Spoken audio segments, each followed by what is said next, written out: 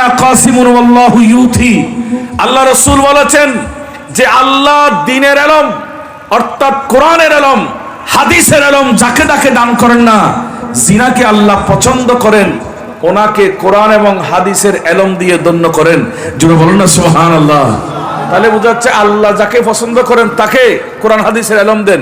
তো কোরআন হাদিসের ইলম যাদেরকে দেয় তারা স্বাভাবিক কোনো মানুষ নয়, তারা আল্লাহর পছন্দনীয় বান্দা। যারা আল্লাহর পছন্দনীয় বান্দা তারা হচ্ছে দুনিয়াতে আল্লাহর ওলি। কথা বলেন না ঠিক কিনা? তাহলে এই মাদ্রাসা শুধু আলেম বানানোর কারখানা এতটুকুতে সীমাবদ্ধ নয়। এক একটা মাদ্রাসা মানে আল্লাহর ওলি বানানোর কারখানা। কথা বলেন না ঠিক কিনা? এটা হতো রাসূলের পাকের বর্ণনা। একখান মাদ্রাসা মানে একখান ওলি বানানোর কারখানা। রাসূলের পাকের হাদিস দেয় প্রমাণ করে দিই, আল্লাহর পছন্দনীয় বান্দা তারা যারা আল্লাহ দ্বীনুল ইলম দেয়। তাহলে আল্লাহ যারা পছন্দ করে এগুলোই আল্লাহর ওলি। কথা কর না ঠিক কিনা?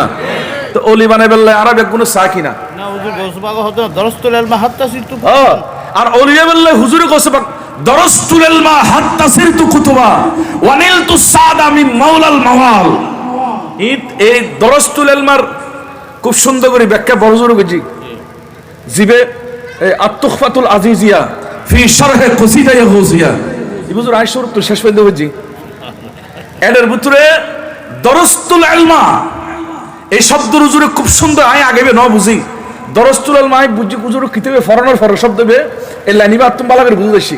হুজুরে সুন্দর বলে কি দরস্তুল ওয়াহিদ মুতাকাল্লিম দরস্তুল ইলমা এটা আল ইলম আলিফ লাম নি খাজিবে খান ইলম এটা খাস ন করে গৌসে পাকে হচ্ছে আল্লাহ যেতে কিন ইলম দুনিয়ার দান করছি সমস্ত ইলম ব্যাকিন আর গৌসে পাক অর্জন করছি।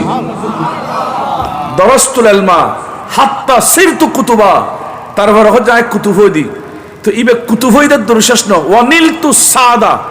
নিলতু মানে আমি অর্জন করেছি, সাদাত মানে